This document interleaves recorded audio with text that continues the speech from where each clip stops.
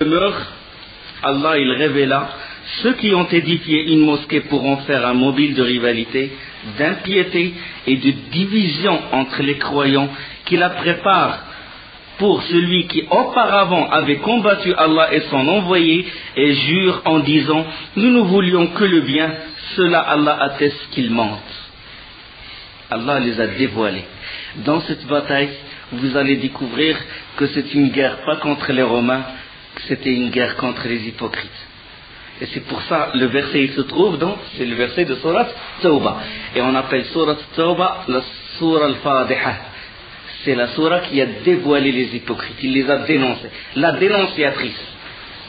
Certains compagnons, certains salafs, ils appellent Surat Tawbah la dénonciatrice. Elle a dénoncé tous les complots. Déjà au début, Allah subhanahu wa ta'ala dénonce. On va parler de ce qu'a fait le prophète de cette mosquée à son retour de Tabouk, parce qu'il leur a dit quand nous reviendrons, Inch'Allah, on fera la prière ensemble. Donc, ajouté à ces deux ennemis, et on était dans une saison généralement chaude, mais cette année-là, l'année 9 de l'Hégire, la sécheresse avait sévi et la chaleur était encore plus étouffante qu'à l'ordinaire. Donc il y avait à ce moment-là, il y avait des fruits qui sont au point d'être cueillis, d'atteindre la maturité. Et on sait qu'à ce moment-là, les gens ils ont tendance à dormir, à être paresseux, Mais le prophète il ne voyait pas les choses il voyait les choses sous un autre angle. Les compagnons, les gens, eux, ça y est, personne n'est prêt à combattre à ce moment-là. Ils attendent avec impatience les fruits. Et le prophète il a dit non, si on ne réagit pas maintenant, les Romains ils peuvent envahir les tribus environnantes, ils peuvent aller jusqu'à Médine, ça va toucher la réputation de l'islam et ça peut réveiller les hypocrites, et ça peut réveiller certains nouveaux convertis, ils peuvent apostasier leur religion et se mettre du côté des Romains. Donc il vaut mieux agir maintenant, puisque maintenant Héracl, il a préparé son armée, nous on doit se préparer maintenant et on fait le départ. Et c'était vraiment un moment propice, parce que la Jahiliya, il est sur le point de s'évanouir. Il vaut mieux ne pas la réveiller de nouveau. Et le prophète qui d'habitude quand il prépare une bataille, qu'est-ce qu'il fait? Il fait yuwarri. Ça veut dire il ne montre ni la destination ni qui va combattre. C'est l'habitude du prophète. On a vu beaucoup d'exemples sur ça. Des fois il fait un chemin, des fois il veut combattre une tribu qui se trouve à l'est, il va au nord. Et puis il vire. À une certaine distance il vire. D'accord? Pour déjouer le complot des ennemis et pour aussi déjouer même le complot des hypocrites qui seront avec lui. Donc, mais là, durant cette bataille, il a dit clairement, il a dit on va combattre les Romains. Il l'a fait une fois. Une fois il a dit clairement on va combattre qui? Khaybar. Quand il a voulu assiéger Khaybar. Pourquoi? Parce que c'était une promesse d'Allah. وعدكم الله مغانم كثيرة تأخذونها فعجل لكم هذه. Allah vous a promis beaucoup de butin que vous allez prendre et vous a hâté celle-ci. Vous a hâté ce butin-là, ça veut dire le butin de Khaybar. C'est pour ça que quand on a reçu cette révélation, il a dit directement Allah m'a promis Khaybar, on va la combattre, on va directement vers Khaybar. Il n'a pas dit ça sous forme subtile ou quoi que ce soit, il a dit directement on va combattre. En ce qui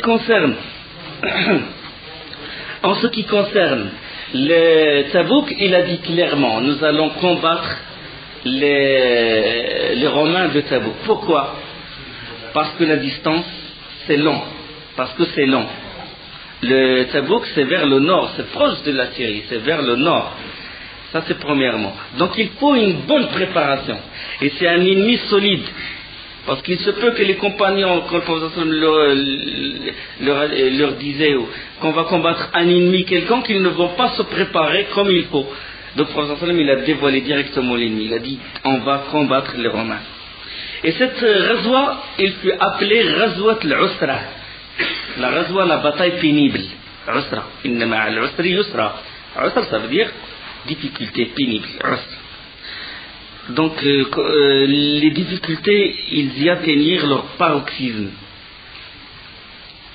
Donc l'ennemi intérieur, les hypocrites qui propagent les rumeurs, la sécheresse, l'attente de la cueillette des fruits,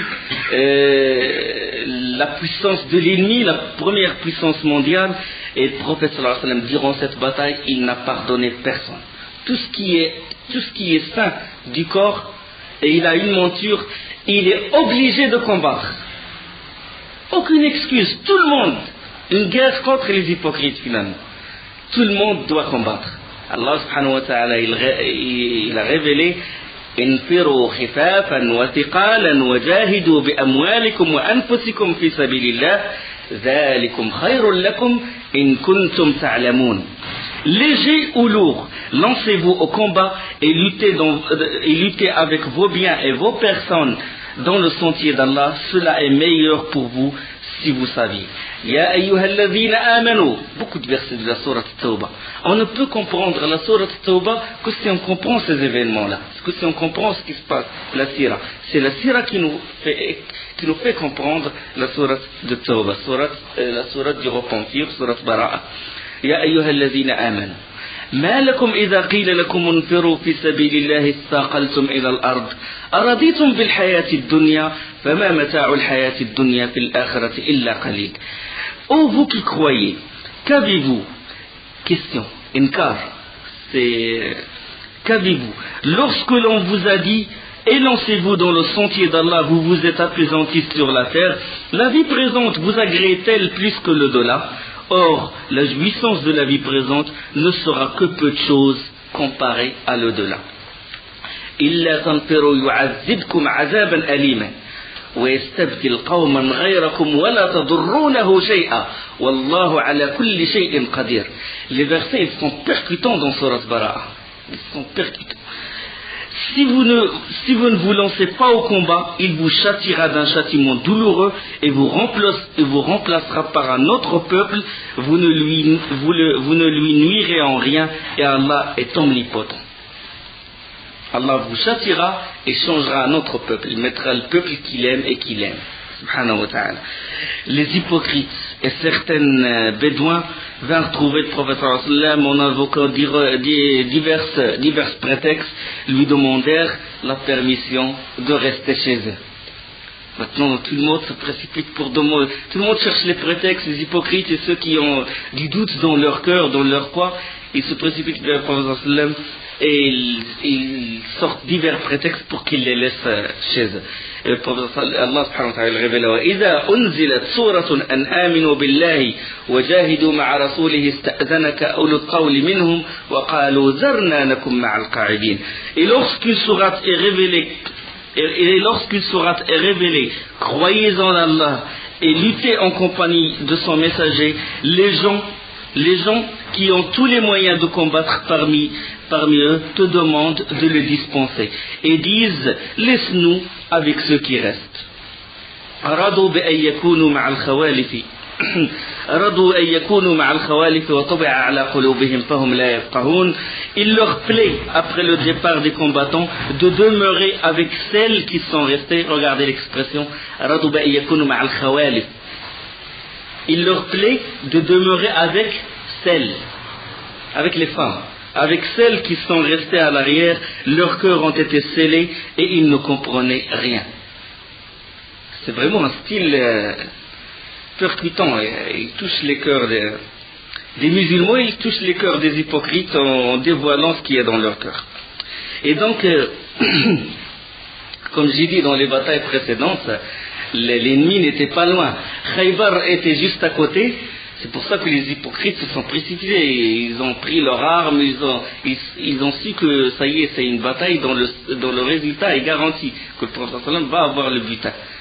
Et c'est pour ça qu'ils sont allés, que tous les hypocrites ont participé au siège de Khaybar. Mais là, c'est un grand test. Allah subhanahu wa ta'ala يقول, il dit لو كان عرضا قريبا وسفرا قاصدا لاتبعوك ولكن بعدت عليهم الشقة وسيحلفون بالله لو استطعنا لخرجنا معكم يهلكون أنفسهم يهلكون أنفسهم والله يعلم إنهم لكاذبون. S'il s'était agi d'un profit facile ou d'un court voyage, ils t'auraient suivi. Mais la distance leur parut longue. Et ils jureront par Allah, si nous avions pu, nous serions sortis en votre compagnie. Ils se perdent eux-mêmes et Allah sait bien qu'ils mentent. Subhanallah. لو كان سفرا قريبا لو كان عرضا قريبا وسفرا قاصدا لاتبعوه. C'était un court voyage, ils ont dit nous allons combattre. Mais là, contre la première puissance et la distance, elle est longue. Donc seuls les vrais croyants qui vont participer, qui veulent participer. Le prophète sallam, il invita le Jadd ibn Qais. Même le prophète sallam, il met à l'épreuve les hypocrites. Il ramène le Jadd. Il sait que le Jadd est un hypocrite. Il lui dit, oh Jadd, veux-tu aller au combat contre les Bani al-Asfar? Les Bani al-Asfar, ce sont les Romains. Donc différentes versions. Asfar, c'est couleur jaune. Ils disent Bani Asfar parce qu'ils portaient beaucoup d'or. D'autres disent Bani Asfar parce qu'ils sont blancs. Parce qu'ils sont blancs. Parce que Isa ibn Ishaq, on sait que Ibrahim, il a donné Ismaïl, Ismaïl a donné la descendance des Arabes, et Ishaq, c'est le père de Yaqub, et Yaqub lui-même, il s'appelle Israël. Lui-même, كل الطعام كان حلا لبني إسرائيل إلا ما حرم إسرائيل على نفسه. Toute nourriture a été autorisée aux fils d'Israël, sauf ce que Israël lui-même s'est interdit lui-même. Ça veut dire que Israël c'est Yaqub. D'accord? Israël c'est les fils d'Israël. Allah leur a envoyé Moussa et Isa. Et puis l'un des fils de Ishaq, il s'appelle l'Aïs. Et l'Aïs c'est lui qui a donné les Romains. Et l'Aïs, on dit de lui qu'il est asma, ça veut dire qu'il est blanc. Il est blanc. Quand le prophète sallam a dit à Jadd ibn Qais, est-ce que tu es intéressé, tu veux combattre avec moi les Bani al-Asfar? Il a dit, envoyé d'Allah, il vaut mieux que tu me dispenses. Il a dit, pourquoi? Il a dit, parce que quand je vois les femmes de Bani al-Asfar, je suis tenté, je ne peux pas me retenir. Demande aux gens qui sont à côté de moi et tout. Je ne peux pas, je suis très tenté par ces gens-là, surtout par les femmes de Bani al-Asfar. Elles sont très belles. Et Allah subhanahu wa ta'ala, le prophète sallallahu alayhi wa sallam dit, je t'en dispense. Et Allah subhanahu wa ta'ala, il dit, وَمِنْهُمْ مَنْ يَقُولُ أَذَنْ لِي وَلَا تَفْتِنِّي ألا في الفتنة سقطوا وإن جهنم لمحيطة بالكافرين. Parmi eux, il en est qui dit, donne-moi la permission de rester et ne me mets pas en tentation. Or, c'est bien dans la tentation qu'ils sont tombés, l'enfer est tout autour des mécréants. C'est quand il est resté qu'il est tombé dans une vraie tentation, dans le feu de l'enfer. Version rapportée par Ibn Ishaq. Et Ibn Ishaq également, il a dit que les Bédouins de la tribu de Rifar et des alentours de Médine, ils vinrent demander aussi l'autorisation de s'absenter de l'expédition. Allah subhanahu wa ta'ala, il ne les excusa pas. Il dit وَجَاءَ الْمُعَذِّرُونَ مِنَ الْأَعْرَابِ لِيُؤْذَنَ لَهُمْ وَقَعَدَ الَّذِينَ كَذَبُوا اللَّهَ وَرَسُولَهُ سَيُصِيبُ الَّذِينَ كَفَرُوا مِنْهُمْ عَذَابٌ أَلِيمٌ. Et parmi les Bédouins, certains sont venus demander d'être dispensés du combat, et ceux qui ont menti à Allah et à son messager sont restés chez eux. Un châtiment douloureux affligera les mécréants d'entre eux. Toujours les versets de Surah Tawbah. Et Allah subhanahu wa ta'ala, il a reproché au prophète sallallahu alayhi wa sallam le fait qu'il les dispense. Il a dit il faut dispenser personne. C'est une mise à l'épreuve maintenant. Il faut faire la part entre les hypocrites et les vrais musulmans. عفى الله عنك لما أذنت لهم حتى يتبين لك الذين صدقوا وتعلم الكاذبين. Allah il dit qu'Allah te pardonne. Pourquoi l'auras-tu donné permission avant que tu ne puisses distinguer ceux qui disaient vrai et reconnaître les menteurs?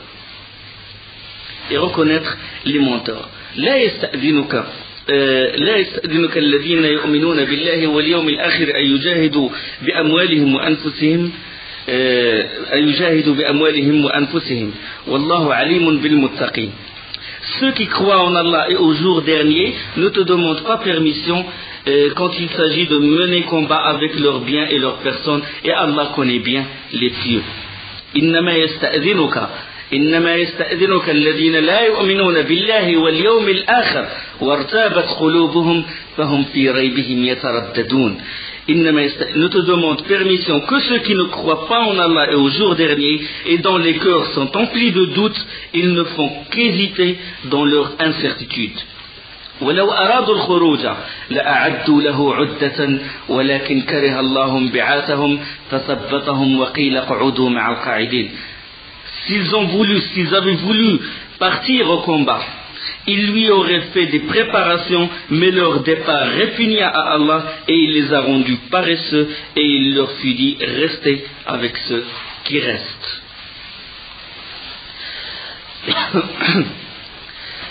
Et beaucoup d'autres versets. Le prophète sallam, le moment est très difficile.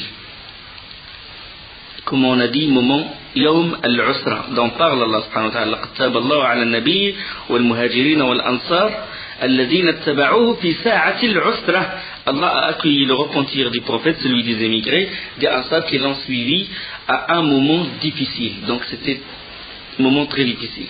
Jabir radiyallahu anhu, dans Tafsir al-Qurtubi, exégèse du verset, de ce verset-là, dans le volume 8, page 278. Il a dit il y avait difficulté, difficulté du manque de monture, difficulté du manque de provisions et difficulté du manque d'eau. Et ajouté à cela, bien sûr, la chaleur étouffante et le trajet est long, 12 étapes par rapport à Médine. Et quand le prophète il a vu que l'équipement n'est pas suffisant, il incita les compagnons, surtout les riches, à faire des dons. Les justes rivalisèrent d'ardeur dans ce domaine. Abu Bakr radiallahu anhu, il a donné toute sa fortune. Omar radiallahu anhu, il a donné la moitié de sa fortune. L'Abbas, l'oncle du prophète il a donné une grande fortune aussi, une grande part. Talha, Sa'd ibn Ubada, Mohammed ibn Maslama et d'autres, les vrais croyants. Et le prophète monta sur le manbar et insista davantage pour que les gens ils donnent ils donnent dans le djihad. Et quand il était sur le manbar en train d'insister, Ousmane radiallahu anhu, il a dit je me charge de 100 chameaux, et tout ce qui lui sont assortis, les armes et tout, je m'occupe de ça, même les provisions, pour chaque chameau ses propres provisions, 100 chameaux. Le prophète insista. Ousmane il se leva une deuxième fois, il insista, il se leva une troisième fois, et Ousmane il a répété la même chose jusqu'à atteindre 10 fois, jusqu'à atteindre 1000 chameaux. Il a dit 1000 chameaux, je m'en occupe. Et il a ramené 1000 dinars, 1000 onces ou 1000 dinars, et il a donné ça au prophète devant le prophète. Et le prophète il a dit, il regardait les 1000 dinars, ce qu'a fait Ousmane radiallahu anhu, il a dit aucun mal ne touchera Ibn Affan après ce qu'il a fait aujourd'hui.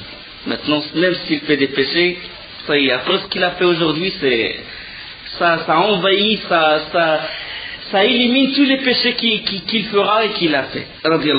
Hadith rapporté par Tirmidhi avec un assez bon isnad Hassan. Les femmes aussi, ils ont participé, ils ont donné leurs boucles d'oreilles, les bagues, les bracelets et tout, les vraies croyantes. Mais la plus grande partie de l'armée, elle a été équipée par Ousmane radiallahu anhu. Parmi les musulmans, il y avait des gens qui sont dans le dénuement. Ils n'ont pas eu d'argent, ils sont pauvres, ils ne peuvent rien donner. Parmi lesquels, Alab ibn Zayd. Qu'est-ce qu'il a fait cet homme-là, ce compagnon radiallahu anhu? Il pria la nuit et invoqua Allah subhanahu wa ta'ala en pleurant. Il a dit, Seigneur Allah, tu as ordonné les jihad et tu as incité les gens à le faire et tu n'as pas mis dans ma main quelque chose par laquelle je peux soutenir l'envoyé d'Allah, et tu n'as pas donné à l'envoyé d'Allah une monture ou en sa possession une monture pour moi. Toutefois, je fais aumône à tout musulman qui m'a lésé dans mon bien, dans mon corps ou dans mon honneur, en le pardonnant. Il n'a rien trouvé, ni argent, il n'y a rien. Qu'est-ce qu'il a fait? Il a dit, voilà, quelqu'un qui m'a lésé, je lui pardonne. Parce que le jour du jugement, il n'y a ni dinars et dirhams, comme c'est évoqué dans le hadith de Bukhari. On a parlé avant-hier dans le Jumu'ah, on a parlé de ce hadith-là, que celui qui a lésé son frère dans son honneur ou autre chose, qui s'en acquitte auprès d'Allah avant qu'il ne soit trop tard, avant que le jour dernier, il n'y a ni dinar, le dinar et le dirham n'ont plus cours ce jour-là. Il n'y a que les hasanat et les sayyi'at, les bonnes actions et les mauvaises actions. D'accord? Donc s'il a lésé quelqu'un, on prend ses hasanat et on le donne à la personne lésée, jusqu'à ce qu'il ne reste plus de hasanat à cette personne, et on prend les péchés de la personne lésée et on le met sur le dos de la personne qui l'a lésé, qui était injuste. Lui, il a dit, je donne comme aumône, je pardonne à ces gens-là. Radiyallahu anhu. Et le lendemain, le prophète sallallahu alayhi wa sallam a dit, qui a donné l'aumône, qui a donné l'aumône cette nuit? Et personne ne se leva. Et il l'a répété une deuxième fois. Qui a donné? Et puis là, Ali ibn Zayd radiyallahu anhu, lui a fait le récit de ce qu'il a fait la nuit. Et le prophète sallallahu alayhi wa sallam lui a dit, et cette bonne nouvelle, par celui qui détient mon âme dans sa main, elle a été écrite dans la zakat qui a été acceptée. Allah subhanahu wa ta'ala a accepté cette aumône-là. Le fait qu'Allah il accepte, c'est subhanallah. Comme Ibn Omar il dit, si Allah accepte deux de mes raka'at, j'attendrai la mort comme la mariée il attend son bien-aimé. Subhanallah. Donc le fait, il se peut que tu fasses la prière ou tu fasses le monde comme il faut, conformément à la sunna du prophète sallallahu alayhi wa sallam, mais Allah ne l'accepte pas à cause d'un empêchement. Peut-être des péchés que tu as fait, peut-être la sincérité, peut-être d'autres choses. C'est là, Allah l'a accepté. Ali ibn Zayd radiyallahu anhu, hadith sahih, rapporté par le Hafid ibn Hajar dans l'Isaba, volume 2, page 493. Et les hypocrites, lors de la récolte des dons, ils sont groupés comme ça, ils regardent les gens en train de donner, d'aider le prophète de donner ce qu'ils peuvent donner. Et quand ils virent Abu Uqayl radiyallahu anhu ramener une petite quantité de dattes de mauvaise qualité, et c'est ce qu'il a trouvé, il a ramené ça, il l'a déposé près du prophète sallallahu alayhi wa sallam, et eux commencèrent à se moquer de lui, les hypocrites. Ils ont dit, Allah il n'a pas besoin de cette poignée de dattes. Et quand un autre homme est venu, il a apporté une grande contribution, ils ont dit, oh, cet homme il l'a fait par ostentation, il veut se montrer. Personne n'échappe à leur moquerie. Et Allah subhanahu wa ta'ala يقول الذين يلمزون المتطوعين في الصدقات والذين لا يجدون إلا جهدهم فيسخرون منهم سخر الله منهم ولهم عذاب أليم. Ceux-là qui dirigent leur calomnie contre les croyants, qui font des aumônes volontaires et contre ceux qui ne trouvent que leurs faibles moyens, et ils se moquent alors d'eux, qu'Allah les raille, et ils auront un châtiment douloureux. Allah il se moque d'eux. Allah, on ne peut pas dire Allah est moqueur, on ne peut pas considérer la moquerie comme un attribut d'Allah, mais on dit, comme ils disent les savants, ça veut dire c'est un attribut de perfection d'Allah quand il s'agit de répondre aux autres. D'accord? Attribut de perfection lié. Je ne sais pas si vous allez comprendre. Attribut de perfection quand il s'agit de répondre aux mécréants. D'accord? Eux, ils ont voulu se moquer et Allah s'est moqué d'eux. D'accord? Eux, ils usent de stratagèmes et Allah, il use de stratagèmes contre eux. Donc, istihza al-kaid, Allahu yastahzi'u bihim, sakhir Allahu minhum, al-makr wa makaru wa makar Allah. Et ces attributs-là, on dit des attributs de perfection, mais pour répondre à ses ennemis, pour répondre aux ennemis d'Allah. Donc la moquerie, le user de stratagème, la ruse. Allah il ruse, mais on ne dit jamais Allah est ruseur. Il ruse quand eux ils rusent, d'accord? Ça c'est dans l'unicité de l'asma, dans l'unicité des noms et des attributs. Parmi ces gens, les gens ils ont demandé au prophète de leur dispenser ils n'ont pas voulu participer à la bataille. D'autres retardataires, ils se sont absentés, mais pas par esprit malveillant. C'était par manque de volonté. C'était Shaitan, il leur a joué des tours, et vu les circonstances difficiles, ils sont restés, ils n'ont pas participé. C'était des vrais croyants, parmi lesquels Abu Khaythama, on va en parler, et parmi lesquels Hilal ibn Umayya, Mirarat ibn Rabi' et Ka'b ibn Malik. On va parler de Ka'b ibn Malik, de son histoire. Maintenant, les contingents les contingents des autres tribus furent arrivés, et l'armée comptait maintenant 30 000 combattants. 12 000 contre 10 000 à la prise de la Mecque, 12 000 contre Hawazin et Taif, maintenant 30 000.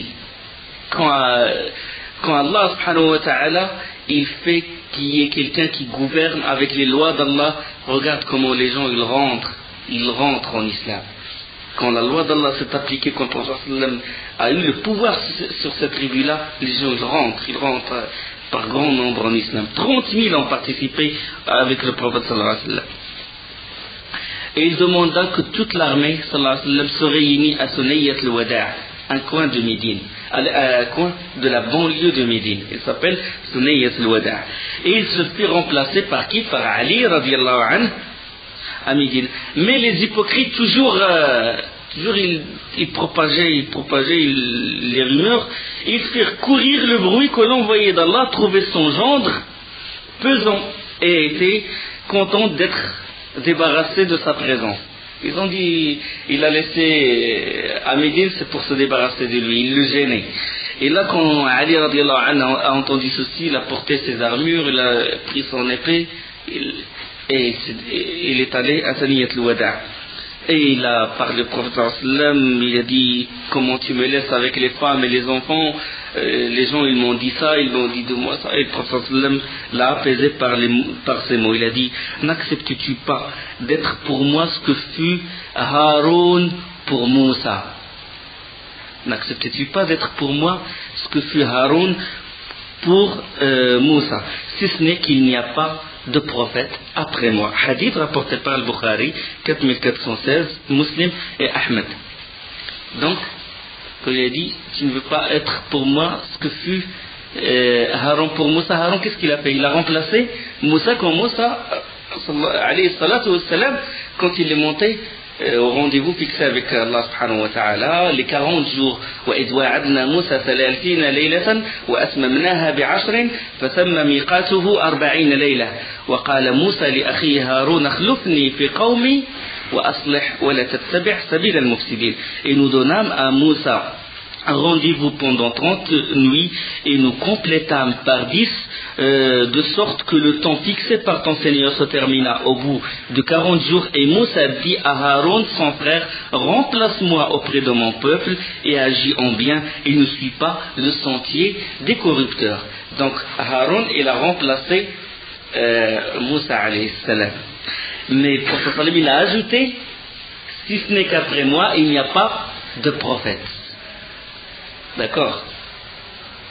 Parce qu'il y a des sectes qui prétendent qu'il y a des prophètes après les Qadiani, Amir Zaroulan, le Qadian, le Dal, les garés. Donc, le prophète il a ajouté dans ce hadith, il n'y a pas de prophète après moi. Pour que les gens ne disent pas de Ali qu'il est le remplaçant du prophète sallallahu alayhi wa sallam. D'accord? Mais malgré ça, ils lui ont attribué la connaissance de l'invisible. Ils ont dit qu'il dirige l'univers avec Allah. Ils se sont prosternés devant lui. Sallallahu alayhi wa. Le départ a eu lieu le jeudi. C'est une sunna de faire le départ dans un voyage le jeudi. D'accord? Parce que le prophète il aime sortir dans une expédition, dans un voyage le jeudi, comme c'est rapporté selon Ka'b ibn Malik, le hadith de Bukhari numéro de 1950. Près de Saniyat al-Wada' se trouve Abdullah ibn Ubay ibn Saloul, la tête des hypocrites. Il a mis un camp, il a regroupé les gens autour de lui. Il y a le camp où se trouve le prophète, le campement, et puis le campement de Abdullah ibn Ubay. Et quand le prophète il chevaucha en tête de l'armée et ont pris le commandement, Ibn Ubay a dit à ceux qui l'entourent qu'il ferait mieux de retourner. Il fait très chaud, les fruits sont sur le point d'être cueillis, ce n'est pas un moment convenable, la distance est longue et il vaut mieux qu'on retourne. Et après il vaut mieux on retourne chez nous. C'est dur et tout, etc. Et Allah subhanahu wa ta'ala révèle à son propos فرح المخلفون بمقعدهم خلاف رسول الله وكرهوا أن يجاهدوا بأموالهم وأنفسهم في سبيل الله وقالوا لا تنفروا في الحر قل نار جهنم أشد حرا لو كانوا يعلمون. Ceux qui ont été laissés à l'arrière se sont réjouis de pouvoir rester chez eux à l'arrière de l'envoyé d'Allah. Ils ont répugné à lutter par leurs biens et leurs personnes dans le sentier d'Allah et ont dit ne partez pas au combat pendant cette chaleur. Dit le feu de l'enfer est plus intense en chaleur s'ils comprenaient.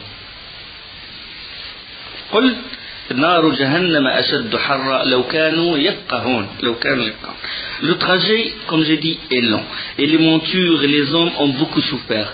Fadal ibn Ubayd al-Ansari radiyallahu anhu, il raconte que les compagnons se plaignirent auprès du prophète sallallahu alayhi wa sallam que leurs montures restent de dépérir tellement la chaleur et le trajet est long. Et le prophète sallallahu alayhi wa sallam, qu'est-ce qu'il a fait? Il les a fait passer par un sentier très étroit. Et il s'est arrêté, il a laissé défiler les chameaux. Et à chaque fois, il a dit Bismillah, et puis il invoque Allah subhanahu wa ta'ala. Il dit Seigneur Allah, porte-les au-dessus de ces montures dans ton sentier, toi qui portes sur les forts et les faibles, sur le mou et le dur, dans la terre et dans la mer. Elle dit toi qui portes sur le faible, le fort, le dur et le mou dans la terre et dans la mer. Il a dit au retour de Fadal ibn Ubayd al-Ansar radiyallahu anhu, il a dit au retour, quand on est retourné vers Médine, on était obligé de tirer sur les brides pour faire les brides des montures pour faire reculer, pour ralentir les chameaux. Subhanallah, l'invocation d'Allah du prophète sallallahu alayhi wa sallam. Ils avaient acquis à leur retour vers Médine vigueur et force. Il a dit j'ai compris l'invocation du prophète sallallahu alayhi wa sallam sur les forts et les faibles. C'était les forts, les montures qui sont fortes et les montures qui sont faibles. Mais je n'ai pas compris le mou et le dur dans la mer. Il a dit plus tard, pendant la khilafa de Omar radiyallahu anhu, il a dit j'étais à Sham. Et on s'apprêtait à combattre, à envahir Chypre, ou Kébros. C'est une île. Chypre, c'est une île. Donc il faut traverser la mer. Et j'ai vu les gens rentrer dans le bateau et tout pour traverser la mer et je dis, voilà, Allah nous a portés sur le mou et le dur dans la mer. Il a compris l'invocation du prophète sallallahu alayhi wa sallam, hadith avec un bon isnad rapporté par l'imam Ahmed. Parlons maintenant de l'homme, d'un des hommes qui était parmi les retardataires, mais il avait une bonne foi. On a dit Ka'b ibn Malik, Mirara ibn Rabi', Hilal ibn Umayya, Khaythama, pendant ce temps-là, il se trouve à Médine, quelques jours après que l'armée s'était mise en route. Et qu'est-ce qu'il faisait? Il se promenait dans son jardin ombragé dans de grands arbres, une journée de forte chaleur, et il y avait dans son jardin deux cabanes, et il vit que ces deux épouses les avaient aspergées, avaient disposé d'asperger d'eau comme ça pour un peu rafraîchir, avaient disposé dans chacune d'elles un repas à son intention et de l'eau qu'ils avaient mise à rafraîchir dans des jarres de terre. Et là, il se tenait donc au seuil de la maison, sur le seuil, comme ça, il regardait de belles femmes, l'eau fraîche, les fruits prêts à être cueillis. Et puis, sur le seuil, il a dit, c'est injuste ce que je suis en train de faire. L'envoyé d'Allah est exposé au soleil, il est exposé, il est battu par les vents de chaud, et Abu Khaythama, il se tient dans la fraîcheur de l'ombre, devant un repas préparé par lui, en compagnie de deux belles femmes, séjournant tranquillement dans son domaine. C'est injuste. c'est injuste, c'est impossible. Le prophète sallallahu alayhi wa sallam reçoit la chaleur et moi, deux belles femmes et l'eau et tout. Il a dit je ne rentrerai pas. Wallah, il a dit je ne rentrerai pas dans vos cabanes. Ramenez-moi ma monture, préparez mes armes et tout. Je ne vous verrai pas que si je vois le prophète sallallahu alayhi wa sallam. Et directement, il a pris sa monture, et il s'était lancé dans la route. Il ne dormait pas la nuit, jour et nuit avec sa monture. Hadith rapporté par Ibn Ishaq. On va en parler par la suite.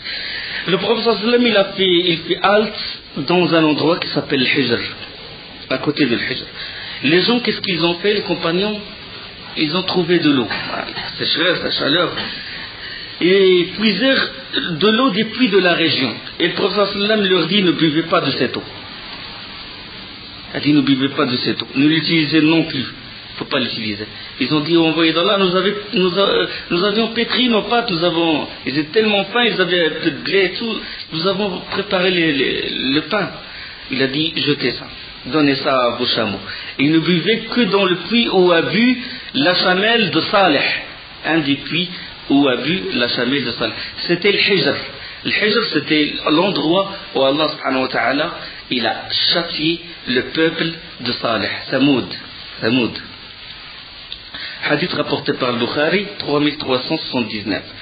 L'histoire de Samoud, de Saleh, quand ils ont dit, quand Samoud, le peuple de Samoud, ils ont dit à Saleh, montre-nous un signe, nous voulons un miracle. Il a dit, proposez, qu'est-ce que vous voulez? Quand ils lui ont dit, il faut nous sortir une chamelle de ce rocher-là. Une grande pierre, sortir. Comment les mécréants ils réfléchissent? Sortir une chamelle de ce rocher-là. En plus, l'autre, il a dit rouge. Une chamelle rouge, grande, géante, une chamelle qu'on n'a jamais vue. D'accord, c'est vos conditions. Et il invoque Allah subhanahu wa ta'ala, a sorti cette chamelle. Mais cette chamelle, comme cette chamelle, elle est géante, il boit de l'eau de ce peuple-là une journée, et eux, ils profitent de son lait une journée. Eux, ils ne doivent pas boire l'eau le jour où ils doivent boire la chamelle. Et après, qu'est-ce qu'ils ont fait? Ils sont opposés à Saleh et ils ont tué cette chamelle. Quand Saleh, alayhi salatu wassalam, dans Surah Hud, il dit وَيَا قَوْمِ هَذِهِ نَاقَةُ اللَّهِ لَكُمْ آيَةً فَذَرُوهَا تَأْكُلْ مِنْ أَرْضِ اللَّهِ وَلَا تَمَسُّوهَا بِسُوءٍ فَيَأْخُذَكُمْ عَذَابٌ أَلِيمٌ. Ô mon peuple, voici la chamelle d'Allah qu'il vous a envoyé comme signe, laissez-la donc paître sur la terre d'Allah et ne lui faites aucun mal, sinon un châtiment proche vous saisira. ويا قوم هذه ناقة الله لكم آية فذروها تأكل من أرض الله ولا تمسوها بسوء فيأخذكم عذاب قريب. فعقروها فقال تمتعوا في دياركم 3 أيام ذلك وعد غير مكذوب. Ils la tuèrent, alors il leur dit, jouissez de vos biens dans vos demeures pendant 3 jours, voilà une promesse qui ne sera pas démentie. Le reste, à la fin du verset, Allah subhanahu wa ta'ala les a infligés, c'était un cri, le châtiment c'était une forme de cri, et Allah subhanahu wa ta'ala dit, et le cri saisit les injustes et les voilà foudroyés dans leur demeure.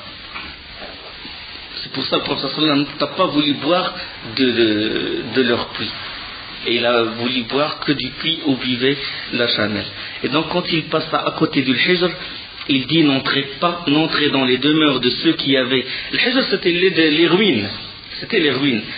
Le prophète sallallahu alayhi wa sallam a dit n'entrez dans les demeures de ceux qui avaient été injustes en pleurant, par peur de subir le châtiment qu'ils avaient encouru. Il a dit il faut, quand vous passez à côté, ne passez qu'en pleurant pour qu'Allah subhanahu wa ta'ala ne vous châtie pas. Parce que l'endroit, il a une influence sur les gens.